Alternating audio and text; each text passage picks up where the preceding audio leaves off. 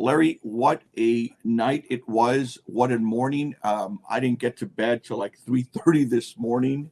And mind you, we're recording this at about 10 in the morning here the day after election.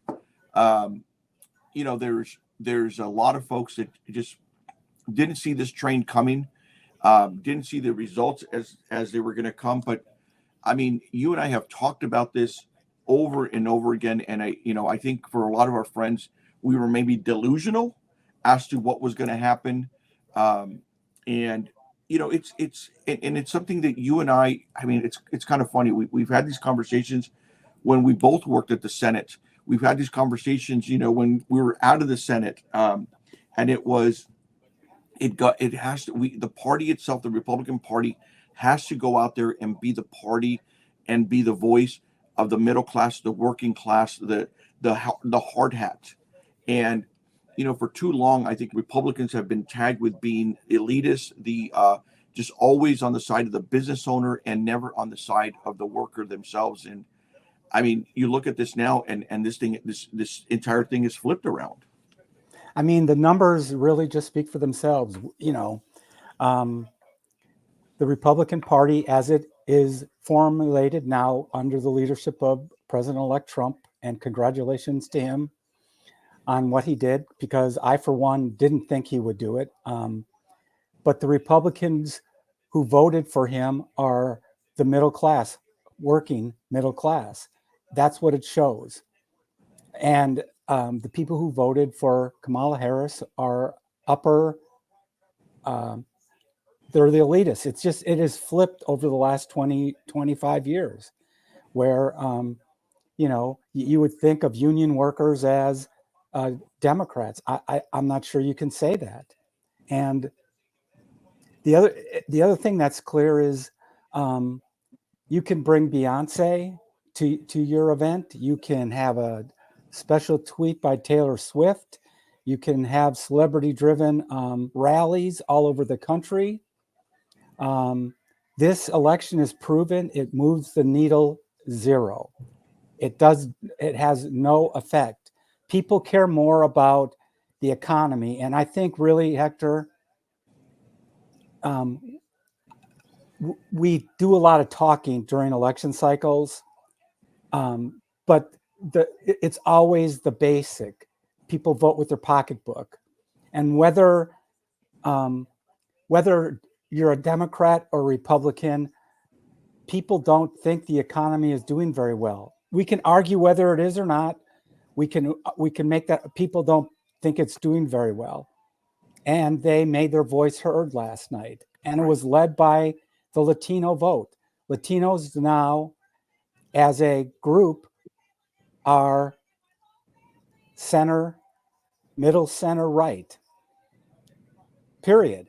It's not reflective in the California Senate. It's not reflective in the California Assembly, where they actually will ban a Latino member from their caucus. But the truth of the matter is, the Latinos in California and the rest of this country are no longer beholden to the Democratic Party. Well, and I think you bring up a good point with the celebrities. Look, it's difficult to get lectured by celebrities about poverty. Look, Beyonce is not filling up her gas tank. We don't have Oprah who's going to go out there and wonder about the price of eggs or the price of car insurance or home insurance. You've got everyone else who does. And so when you've got, I mean, and the thing I didn't quite understand is when you look at their closing statement, in this election, and you bring out Oprah Winfrey, and I know I'm picking on her, but it was just this message just kind of got to me. Said, you need to go out there and vote for Kamala, because if you don't, this will be the last election that you ever cast a ballot for. And that was their message was democracy is going to end. And yet you got on the other side, hey, they broke the economy, we're here to fix it. To a very simple message that goes right back into, as you noted, the pocketbook issues. It goes right back into the price of eggs, the price of gasoline, the price of car insurance. It goes right back into that. And talking to different folks, we do different focus groups, and in talking to one of the people this past week, I mean, they were telling me about the friend who had graduated from college 2 years ago with a business degree and is living at home and works at Buffalo Wild Wings because it's hard. They're having a tough time trying to get a job in that field that they're in, and so that frustration, that angst that is happening, that got manifested into this election. And the thing is I mean, I was, I did a bunch of radio yesterday and some TV, and you're already starting to hear the spin. Well, Joe Biden, it took him too long to get out of this election. It didn't give enough time for Harris to really run a full campaign.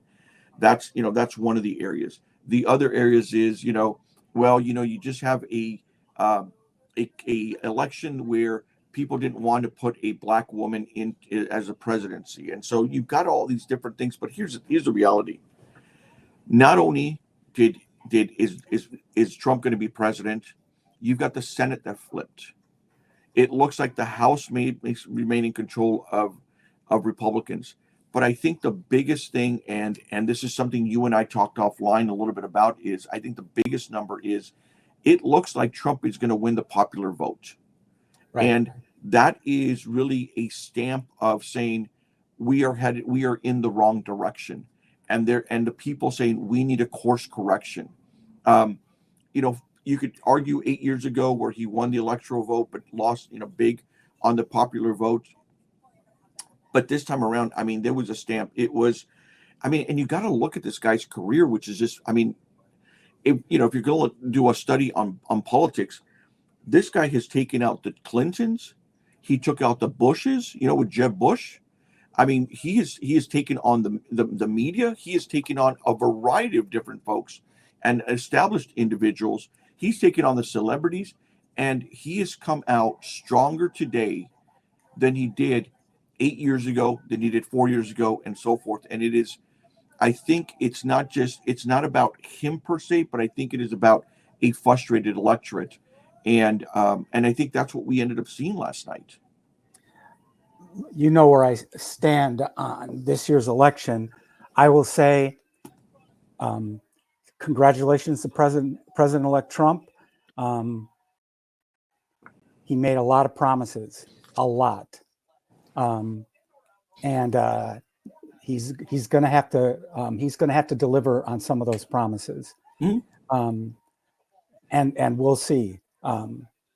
As an American, I wish him the best. As someone who hopes the best for this country, I hope he delivers on the promises he's making. I sure hope grocery prices go down. I hope. I don't know if they'll go down. I think I think it's hard to put that genie back in the bottle, right? And to have him go. But see, Hector, those are the things that promises he made. Yeah. I mean, rally after rally. Look, he's going to win the popular vote because I think when you look at it, I think it'll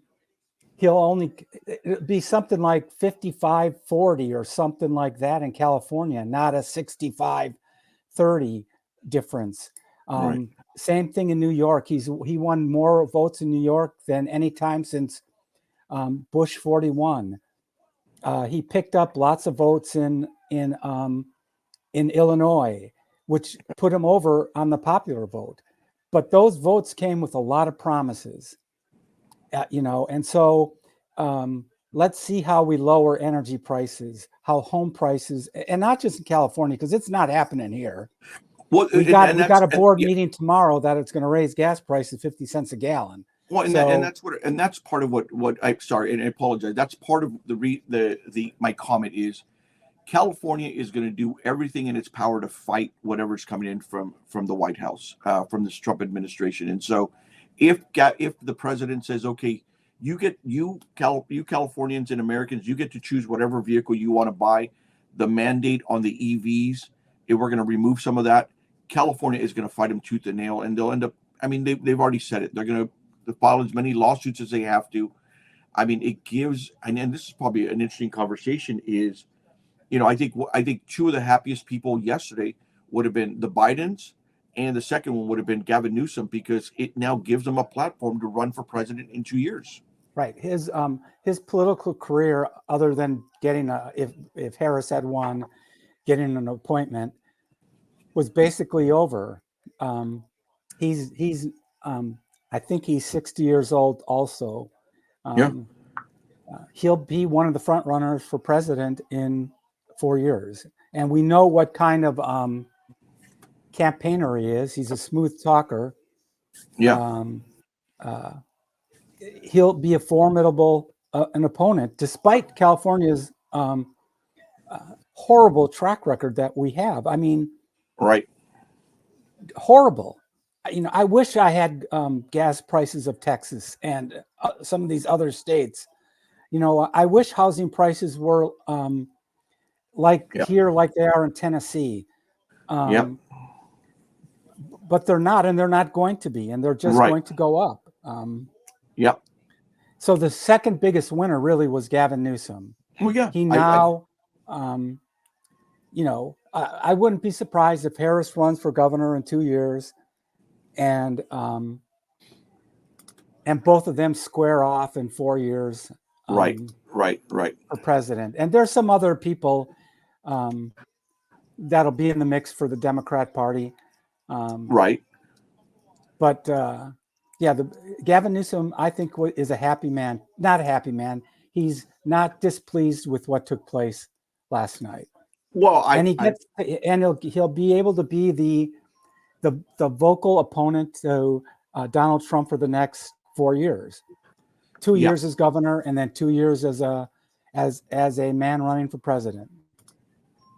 You're right, and it gives them the ability to spend the next 2 years fighting the White House. I mean, the amount, and look, you've got to give it to him and his team. I take nothing away from the way they put together their operation. I may disagree with some of the things he does, but the operation that they've got, I mean, they have gone out there and made him a national individual, within the political realm. And so they built up their donor list. They built up their email list in the millions. And not only that, but I mean, he has been able to go out and raise money and give money out to congressional seats to this effort for Harris. And so that has bought him a lot of goodwill. If he becomes the biggest fighter against the Trump administration for these next 2 years, he will be on The View. He will be on every single network show out there, being the defender of the Democratic Party. And so that is going to put him, and it is, I think, is already putting him in maybe that pole position for a run in 4 years. Now, the other twist is, and you said, Harris maybe decides to run for governor of California. What if she decides to run again for president? Yes, I think I see that as a definite possibility. Although it's almost embarrassing level results for her. It's going to be tough to come back from that sort of defeat. Yeah. It wasn't a close nail biter.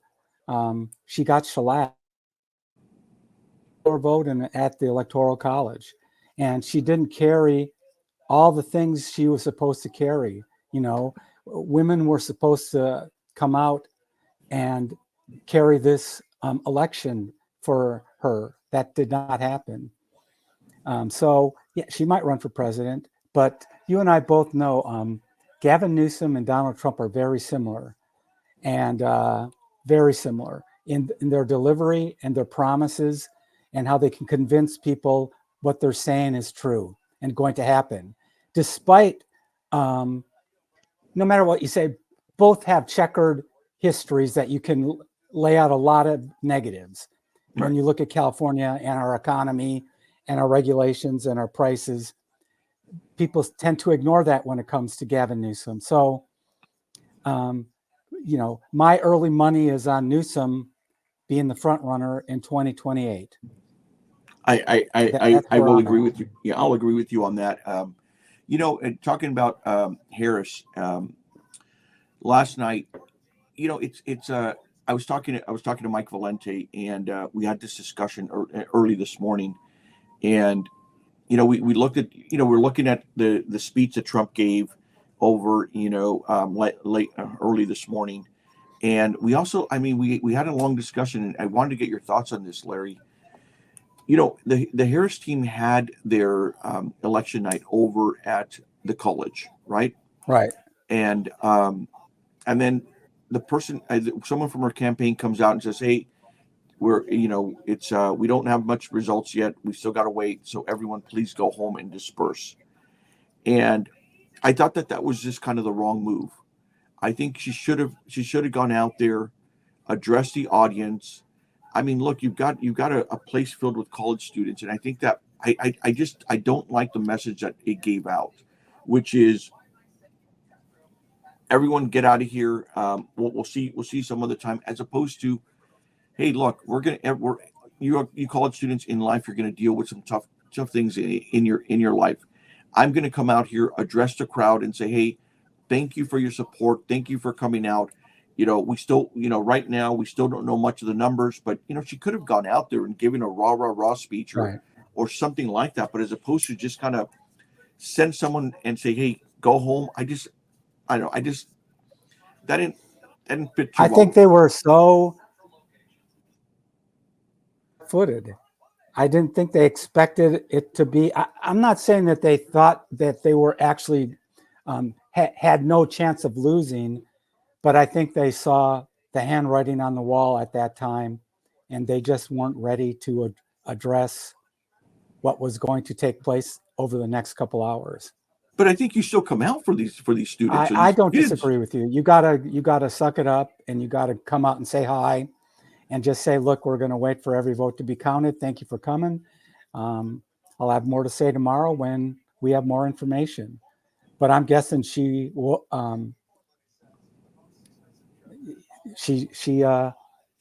chickened out. It's Well, no other way to put it. right, and that goes back into a discussion you and I have had. Is I can't believe that you've got someone who has been in the White House. I mean, look, she was the district attorney in San Francisco, the attorney general in California, U.S. senator in California, vice president, and how they try to coddle her away from the press for such a long time.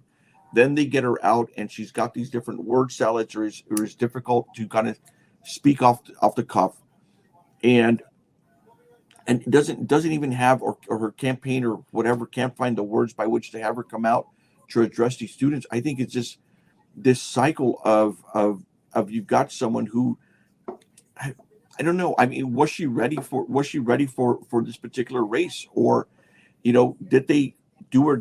It's her team. Did they do her disservice by not getting her ready for these particular types of moments? And in my discussion that I had last night on KFBK, I brought up, it's like, we go out there, and when someone is looking to run for office, barely looking to run for office, we do media training. We go over all these different issues. We come up with different scenarios. I mean, for the candidates that we were helping out, we had already statements written out 2 days ago. We won, we lost, it's too close to call. All that is prepared, and all that is rehearsed. All those lines are rehearsed over and over and over again for whatever scenario comes around. I mean, she should have had a scenario where it was already pre-written and said, hey, it's too close to call. Thank you for coming out. It's great to see. And just talked about her time at the college and what it's meant for her and what it means for all these people that showed up. But they got nothing. Nothing. Yeah. It's kind of emblematic of how the whole night went. That right there. So what, Larry, what happens now to the Bidens? What happens now to the Obamas? Look, I think Joe Biden did the right thing. I think he's mad this morning. He could have lost. He could have lost like that too. I'm guessing. I do think I think age had taken its toll on him, and he was. He was. Look. I don't know what word to put in there. I think he made the right decision not to run. He probably should have done it earlier. Yeah. But you saw Joe Biden yesterday comes out of the polling place. There's a picture of her all dressed in red. Oh, All I did dressed in not red. see Yes. that. Yeah, we'll have to put it up there. But it is Joe Biden coming out of the polling place all dressed in red. Yeah, I think we'll get to enjoy the rest of his life. And, you know, the Obamas, I think I think they're extraordinarily popular, but it didn't result in votes. I think the American public just did not trust Kamala Harris. They did not trust her. They didn't trust her. I think as a world leader, for whatever reason, I'm not saying they did not trust her to fix the economy, and they do not trust her on fixing immigration. And for those reasons, she's sitting where she's sitting and going to have to give her concession speech at 1:00 Pacific time today. Yeah. And you know, we've talked a lot about homeless. Addressing immigration is going to be a very touchy issue come January 21st of next year, and we're going to see how it goes. It's a tough issue. It's not just as simple as some of these stump speeches have said. It could get kind of ugly from a visual point of view. But we have to solve the border. It's a clear message. We have to solve it, and hopefully President Trump gets that done. Well, and I think that's where I think you've got the Biden administration, Biden-Harris administration, that for 2 years I think they were oblivious to what was happening. By the time they started paying attention to it, and mind you, the numbers have gone down over the last 6-7 months. But the thing is that when you left the problem for such a long time, it becomes so difficult to say you've got a solution when the chaos is already there, and it's been seen on the television sets. I think, in the question I asked you, I think obviously the happiest person is Trump for winning. The second, I think, is Gavin. I think the third is probably Joe Biden, because I think Joe Biden says, "Look, see, I told you so." And as far as the Obamas are concerned, I mean, I think there's going to be a lot of internal discussions within the Democratic Party for, their role, especially Barack Obama's role in having that article come out in the New York Times. I think it was Clooney article in the New York Times telling him to step down, and have her become the heir apparent, and not going through some sort of mini process to try to get maybe the strongest person. I mean, because and this happens to us all the time in the Republican side, right? If we lose a seat in the Senate, we are Monday morning quarterback all the time. If we had spent a little bit more here, had we not spent this much on this candidate because that person would have won, we could have taken it. And so there's going to be a lot of that finger pointing going on, and I think a part of that finger pointing is going to be directed at the Obamas for how this thing was orchestrated and what has happened now. Because it wasn't just that you lost the presidency, you just lost the Senate, and there's a good potential that you just lost the House too. Well, I think don't talk a lot about, and they don't. The most significant thing about Donald Trump winning the presidency is that it's likely the Supreme Court stays conservative for the next 50 or 60 years as a result of this. I mean, he'll probably get a couple more appointments over the next 4 years. And there's a chance it could be 7-2 before he leaves office in 2028, with most of the justices being in their 50s. And so that's the biggest impact, a president has long term. The other thing we have to keep in mind is President-elect Trump is not a young man, and he'll be 78 to 82 over these next 4 years. So, there is a chance it could become a President Vance administration at some point. So, history has a weird way of working its way out. I thought the Obamas would have a bigger impact because they really hit the road for her. But in the end, the truth is, the truth becomes the truth. She was not a very good candidate, and people did not like her. Despite how many rallies you hold, despite neither side, most people, Republican or Democrat, never went to a rally, never. But they voted, and she wasn't a good candidate, and she got creamed at the polls. And Democrats are going to have to do a better job of putting up a better candidate. And look, Kamala was, she held all of those offices, but there was only one time she was really tested before last night, and that was her first run for state attorney general when she went up against, I think it was Steve Cooley, who was then the district attorney of Los Angeles. It was a very close contested race. Everything else has been kind of a cakewalk.